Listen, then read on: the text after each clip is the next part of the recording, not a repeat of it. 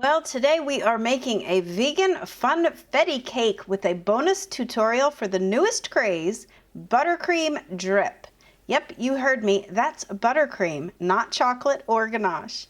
Well, this new technique for buttercream drip is going to change your cake making life. But first we have to make the funfetti cake, and I'm starting out with my white cake recipe. I do have a couple different options for you on my website at gretchensveganbakery.com, and I'll link to everything that I'm using for this recipe, including the sprinkles. I'm not sponsored, but I have found a pretty good deal for these vegan rainbow sprinkles. They're pretty affordable in a bulk container compared to everything I've seen up until now. But alternatively, you can actually make your own sprinkles. My recipe for vegan sprinkles works really great in funfetti cakes. So if you want to maybe control your colors and save money at the same time, this would be the way to go. You just need lots of time and patience, but otherwise it's a total breeze. All right, so into my preheated 350-degree Fahrenheit oven, my cakes are going.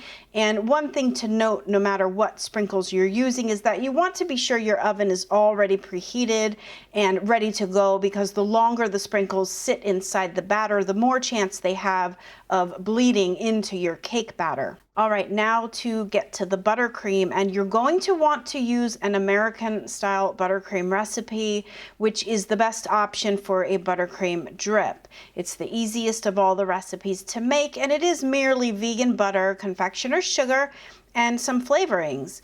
And this is going to do the best for a drip, since you do have to heat it to a drippable consistency. So using a Swiss or an Italian buttercream is not really going to be a great option. But I'm getting ahead of myself. Let's first ice up this cake. And I had my layers cooling in the refrigerator for a couple hours, which makes the cake building and icing process a much more pleasant experience. You're going to get way less crumbs, and there's less chance for the cake to slip and slide around if your cake is super cold and even semi-frozen. Don't worry, the cake will be completely thawed out by the time you have finished icing it.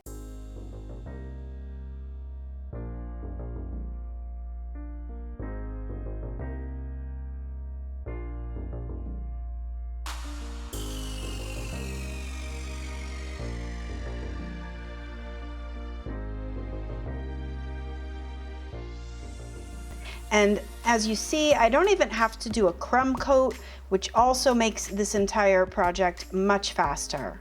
But here is a pro trick on how to get super smooth sides in one pass if you have a blowtorch or a hair dryer, or simply dip your spatula into some super hot water. You can go ahead and ice those sides super smooth just with one spin of the turntable.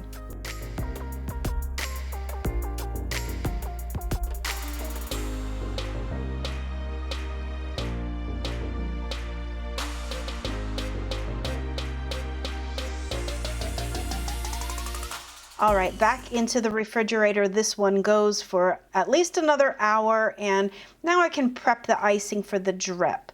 I'm going to be comparing my homemade buttercream recipe with the Betty Crocker canned icing, which happens to be accidentally vegan. So the consistency of both right out of the can, side by side, is really very different.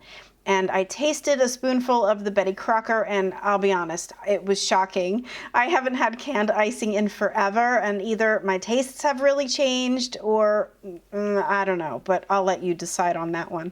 Anyway, we're going to get a drop of pink food color into both of them, and I've found this new company that I really like, and the colors are vibrant, the price is pretty decent. So again, I'll link to everything that I'm using on my website.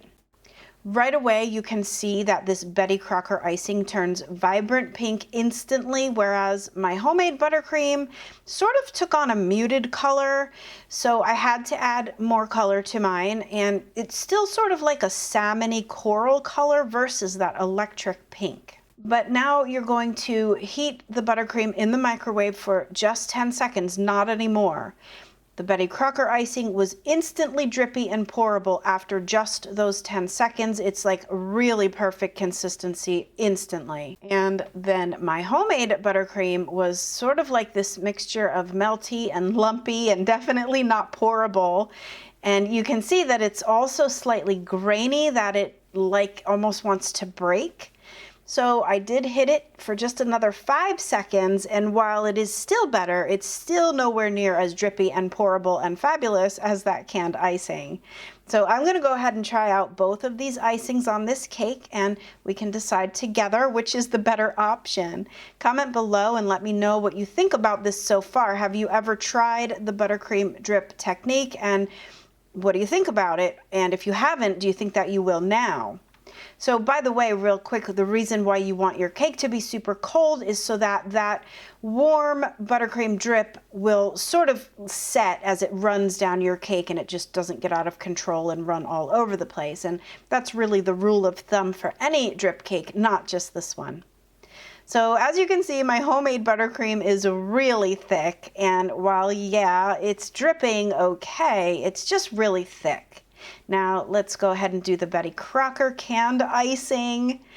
And okay, like that is definitely some drip, folks. Nice and shiny, vibrant color. It's got really nice long thin drips. So I don't know, I guess you have to decide if you want taste or beauty, because I gotta say that canned icing is not something I really want to be eating.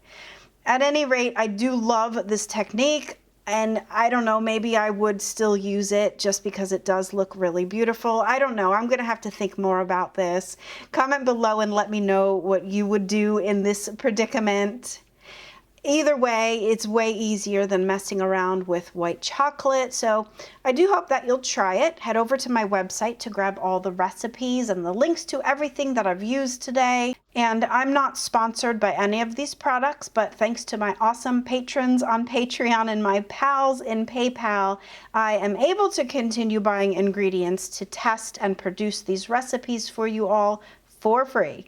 If you think you can help for as little as 1 cup of coffee a month, click the links below to find out how you can join my Patreon page or a direct link to my PayPal. All right, everyone, thanks so much for watching, and until next time, happy vegan baking. Bye for now.